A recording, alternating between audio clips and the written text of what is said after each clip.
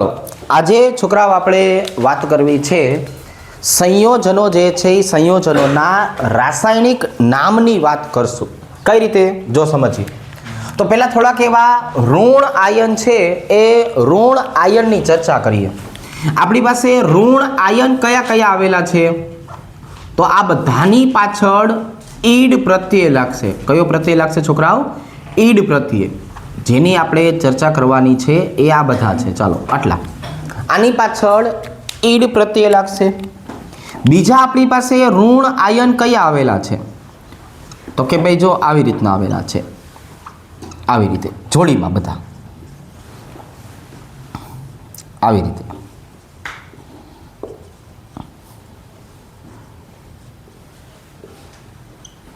ચલો તો હવે આટલા ઘટકોની આપણે વાત કરીએ તો આ શેના તરીકે ઓળખાશે તો કે ભાઈ આની જો આપણે વાત કરીએ તો આ ઓળખાવાનું છે ક્લોરાઇડ તરીકે. જો સાંભળો, આ કોણ તો કે ભાઈ ક્લોરાઇડ. આની વાત કરીએ તો કે આ બ્રોમાઇડ. આમની જો આપણે વાત કરીએ તો ઓક્સાઇડ. આમની આપણે વાત કરીએ તો છોકરાઓ સલ્ફાઇડ. આમની આપણે વાત કરીએ તો નાઇટ્રાઇડ. આ બધા ઈડ વાળા ઘટકો થયા. ચલો આ જે છે NO2 - 1 આનું નામ છે નાઇટ્રાઇડ. NO3 - 1 ની વાત કરીએ તો નાઇટ્રેટ. SO3 ની વાત કરીએ તો સલ્ફાઇટ. SO4 ની વાત કરીએ તો સલ્ફેટ અને PO4 ની વાત કરીએ તો ફોસ્ફેટ. આજે જે જોડીમાં આવેલા ઘટકો હોય ને આવા, એમાં છે ને આપણે રેડોક્સ પ્રક્રિયામાં સમજાવશું કે એનો ઓક્સિડેશન આંક ગોતવાનો હોય. જેનો ઓક્સિડેશન આંક ઓછો હોય એમાં પ્રત્યય આવો લાગે નાઇટ્રાઇટ લાંબુ, અને જેનો ઓક્સિડેશન આંક વધારે હોય નાઇટ્રેટ એવી રીતે લાગશે. જો ફોર એક્ઝામ્પલ આમાં +4 અને +6 આમાં આવશે સલ્ફાઇડ અને આમાં આવશે સલ્ફેટ આવી રીતે. તો આ બધા જ ઘટકો જે છે એની ચર્ચા હવે આપણે સમૂહ નંબર 1, સમૂહ નંબર 2 અને સમૂહ નંબર 13 આમના તત્વો સાથે કરશું કે ભાઈ કઈ રીતે આમના આપણે તત્વો બનાવી શકાય. ચાલો આની જો આપણે વાત કરીએ તો lithium, sodium, potassium, rubidium, caesium. ચાલો સમૂહ 2 ની વાત કરીએ તો બેરિલિયમ, મેગ્નેશિયમ, કેલ્શિયમ, સ્ટ્રોન્શિયમ અને બેરિયમ. અને સમૂહ 13 ની વાત કરીએ તો બોરોન, એલ્યુમિનિયમ, ગેલિયમ, ઇન્ડિયમ અને થેલિયમ. રેડી? ચાલો તો હવે સમૂહ 13 જે છે એના બબે તત્વો માટે આપણે દર્શાવશું. પહેલા સમૂહ 1 થી સ્ટાર્ટ કરીએ. સમૂહ 1 ના તત્વો એમના જો આ સંયોજન બનાવવામાં આવે તો કઈ રીતે દર્શાવશું તો કે ભાઈ સમૂહ 1 ની આપણે વાત કરીએ તો આમની ઇલેક્ટ્રોન રચના આવી રીતની હોય છે. નિષ્ક્રિય તત્વ NS1. આ NS1 નો મતલબ શું થાય? આ એક ઇલેક્ટ્રોન ગુમાવશે. શું કરશે ભાઈબંધ? એક ઇલેક્ટ્રોન ગુમાવશે. એક ઇલેક્ટ્રોન ગુમાવશે એટલે બધા જ ઘટકોની સંયોજકતા થઈ ગઈ +1. તો હવે હું અહીંયા સોડિયમની સાપેક્ષમાં લઉં છું. ચાલો Na+1 Cl-1. જો આવી રીતે Na+1 Br-1. અહીંયા જુઓ છોકરાઓ, Na+1 પછી આપણે લેશું ઓક્સિજન -2. અહીંયા આપણે લેશું Na+1 સલ્ફર -2. સેમ વસ્તુ આપણે હવે આ બધા માટે લઈએ. Na+1 NO2 -1. અહીંયા જુઓ છોકરાઓ, Na+1 NO3 -1. અહીંયા આવી જશે છોકરાઓ Na+1 SO3 -2. અહીંયા આવી જશે Na+1 SO4 -2 અને સૌથી છેલ્લે Na+1 PO4 -3. જો આ હવે કરો ચોકડી ગુણાકાર. હાલો બધાનો જો આમનો ચોકડી ગુણાકાર છોકરાઓ આપણે કરશું તો શું મળશે? NaCl sodium chloride. જો ભાઈ આનું નામ શું થઈ જશે? Sodium chloride. આ ભાઈબંધની વાત કરીએ તો NaBr. આ ભાઈબંધનું નામ શું થઈ ગયું? જરાક જોઈ લ્યો. જોઈ સોડિયમ બ્રોમાઇડ. ચલો આની આપણે વાત કરીએ તો Na2O. આમાં કોણ આવશે છોકરાઓ? Sodium oxide. આની જો આપણે વાત કરીએ તો અહીંયા આવશે Na2S. આને આપણે બોલવાનું છે સોડિયમ સલ્ફાઇડ. હવે એ જ રીતે આ બધા ઘટકોની વાત કરીએ તો કરો ચોકડી ગુણાકાર. ચલો શું બનશે આની અંદર? NaNO2. ચલો આમાં શું બનશે? NaNO3. જો આ બબેની જોડીમાં હશે. આનું આપણે નામ લખવું હોય તો શું લખવાનું છે? તો કે ભાઈ આને કહી દેવાનું છે સોડિયમ નાઇટ્રાઇટ. આની જો આપણે વાત કરીએ તો આને કહેવાનું છે સોડિયમ નાઇટ્રેટ. આ આપણને MCQમાં પૂછાશે. આ બધી વસ્તુ શેમાં પૂછાય? MCQમાં.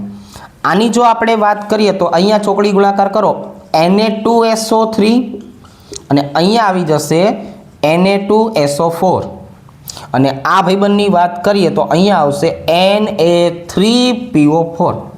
ચાલો આ બે પેરવાળા ઘટક છે એટલે એનું નામ શું બન્યું? તો કે જો આનું નામ આવું બન્યું સોડિયમ સલ્ફાઇટ.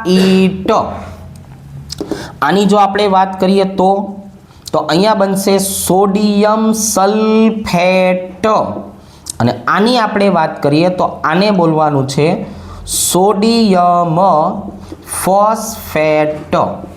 આના જેવો આપણે એક MCQ પરીક્ષામાં પૂછ્યો હતો. રેડી? ચાલો હવે જો પ્રશ્ન આવી રીતે પૂછાશે કે ભાઈ એક સંયોજનનું અણુસૂત્ર આવી રીતે છે MSO4 તો આ સૂત્ર પ્રથમ સમૂહના ચોથા આવર્તના તત્વ માટે દર્શાવો. જો પ્રશ્ન આપણને આવી રીતે પૂછાશે. પહેલા આપણને એ ખબર પડવી જોઈએ કે આપેલું બંધારણ જે છે એમાંથી તમને ખબર પડવી જોઈએ કે આ MSO4 આપણે જે દર્શાવ્યું ને એને જો તમે નોખા પાડો તો અહીંયા આપણને શું મળી ગયું? તો કે ભાઈ M+2 અને SO4 -2 એટલે આપણે સલ્ફેટનું સૂત્ર દર્શાવવાનું છે. હવે તો કે આ પ્રથમ સમૂહના ચોથા આવર્તમાં કયું તત્વ આવશે? ચાલો ભાઈ n બરાબર 4 હોય તો એની અંદર પ્રથમ સમૂહમાં તત્વ કયું આવશે? જો પહેલામાં હાઇડ્રોજન હોય, બીજામાં લિથિયમ, ત્રીજામાં સોડિયમ અને ચોથામાં પોટેશિયમ. એટલે આપણને ખબર પડી કે આપણા ચોથા સમૂહમાં K+1 આવ્યું. તો હવે તમારે શું બનાવવાનું છે? K+1 અને SO4 -2. શું બનશે આપણું સૂત્ર? K2SO4 potassium sulphate. તો અહીંયા આપણને શું જોવા મળશે છોકરાઓ? તો કે આપણને આવું જોવા મળશે પોટેશિયમ સલ્ફેટ. રેડી? હવે તમને કોઈ સૂત્ર આપ્યું હોય એના ઉપરથી બીજું સૂત્ર બનાવવાનું કે તો એવા MCQ પૂછાશે.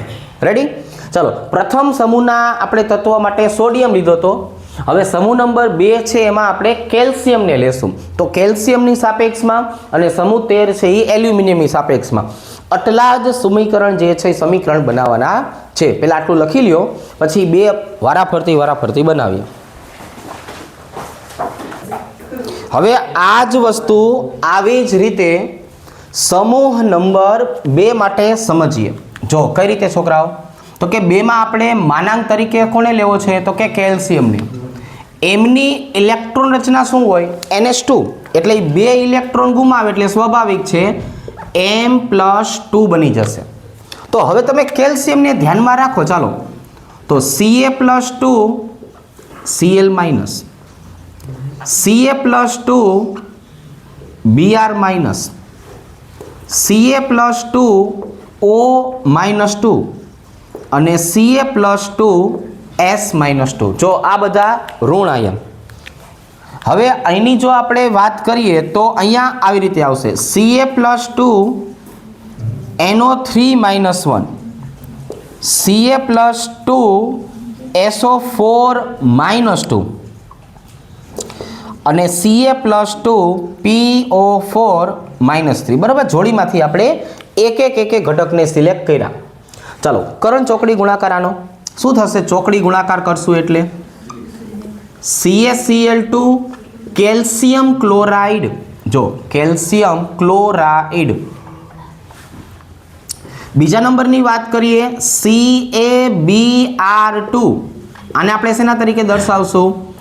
કેલ્શિયમ બ્રોમાઇડ તરીકે. ચાલો આની વાત કરીએ તો CaO, આની વાત કરીએ તો CaS. હવે તો કે આ બની જવાનું છે કેલ્શિયમ ઓક્સાઇડ અને આ બની જવાનું છે છોકરાઓ કેલ્શિયમ સલ્ફાઇડ. ચાલો આવી રીતે. આમની વાત કરીએ તો કરો ચોકડી ગુણાકાર CaNO3 ટ્વાઇસ. જો આવું ટ્વાઇસ બોલાય એટલે નામ શું થઈ ગયું આનું? તો કે ભાઈ આનું નામ થઈ ગયું કેલ્શિયમ નાઇટ્રેટ. જો આવી રીતે આનું નામ શું થઈ જાય? Calcium nitrate. આની આપણે વાત કરીએ તો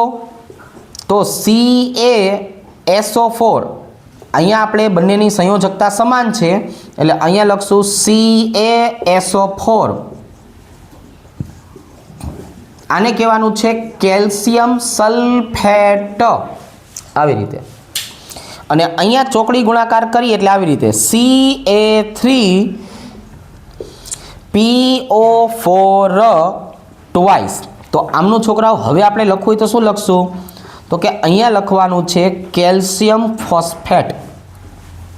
જો આવી રીતે અહીંયા શું લખશું? Calcium phosphate. હવે સમૂહ 13 ની વાત કરીએ તો જો સમૂહ 13 માટે આવું નિષ્ક્રિય તત્વ NH2NP1 આવી રીતે. જો હવે તો કે જો અહીંયા તમે બધા ઇલેક્ટ્રોનને ગુમાવી દો તો અહીંયા શું બની જવાનું છે? તો કે અહીંયા બની જશે +3.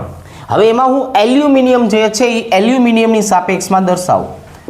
એલ્યુમિનિયમ +3 Cl-1, એલ્યુમિનિયમ +3 છોકરાઓ Br-1, એલ્યુમિનિયમ +3 ઓક્સિજન -2 અને એલ્યુમિનિયમ +3 સલ્ફર -2 આવી રીતે. હવે તો કે જો અહીંયા આવી રીતે એલ્યુમિનિયમ +3 NO3 -1, એલ્યુમિનિયમ +3 SO4 -2 અને એલ્યુમિનિયમ +3 PO4 -3. ચાલો હવે ચોકડી ગુણાકાર કરતા જઈએ અને નામ લખતા જઈએ. પહેલા ભાઈબંધનું શું બંધારણ બનશે? AlCl3. આ ભાઈબંધને આપણે ઓળખશું એલ્યુમિનિયમ ક્લોરાઇડ તરીકે. જો આ ઓળખાશે એલ્યુમિનિયમ ક્લોરાઇડ તરીકે. આની આપણે વાત કરીએ તો AlBr3. આને શેના તરીકે દર્શાવશું? એલ્યુમિનિયમ બ્રોમાઇડ તરીકે. જો આ એલ્યુમિનિયમ બ્રોમાઇડ. અહીંયા ચોકડી ગુણાકાર થશે Al2O3.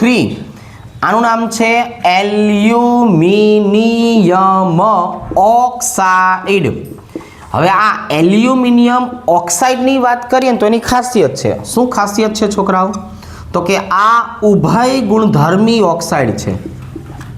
કેવો છે? ઉભય ગુણધર્મી ઓક્સાઇડ. એટલે એસિડ સાથે પણ પ્રક્રિયા આપે, બેઝ સાથે પણ પ્રક્રિયા આપે સરસ રીતે. અહીંયા જુઓ છોકરાઓ Al2S3. આને આપણે દર્શાવશું એલ્યુમિનિયમ સલ્ફાઇડ તરીકે. જો આને શેના તરીકે દર્શાવશું? એલ્યુમિનિયમ સલ્ફાઇડ તરીકે. અહીંયા ચોકડી ગુણાકાર કરો. ચાલો અહીંયા આવી ગયું AlNO3 ટ્વાઇસ.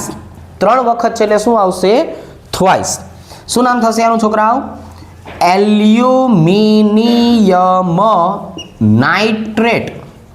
જો આવી રીતે આમની આપણે વાત કરીએ તો Al2SO4 થ્વાઇસ, આને દર્શાવશું એલ્યુમિનિયમ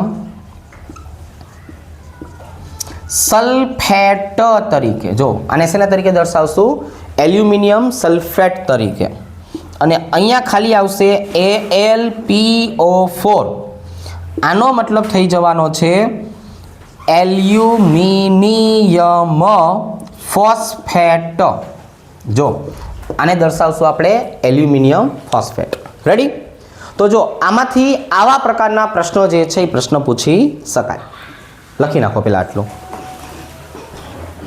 કરીએ હવે અહીંયા જુઓ છોકરાઓ, સૌથી વધારે પરમાણુ ક્રમાંક ધરાવતા તત્વો જે છે એની જો આપણે વાત કરીએ તો એમના માટેના IUPAC નામની ચર્ચા કરશું. હવે એક વસ્તુ સમજો કે આમના IUPAC નામ બનાવવાની જરૂર શું કામ પડી? તો હવે આપણે અહીંયા જો જોવા જઈએ તો એવું થતું હતું કે એ સમયમાં નવા નવા તત્વની શોધ ચાલુ હતી અને કોઈ પણ દેશ જે તે તત્વની શોધ પોતે કરેલી છે એમ કરીને એ તત્વને પોતાના નામે કરી નાખતા. અને આ માટે થઈને કારણ વગરનો શ્રેય મેળવવા માટે થઈને એ તત્વ વિશેની સંપૂર્ણ માહિતી મેળવતા નહીં.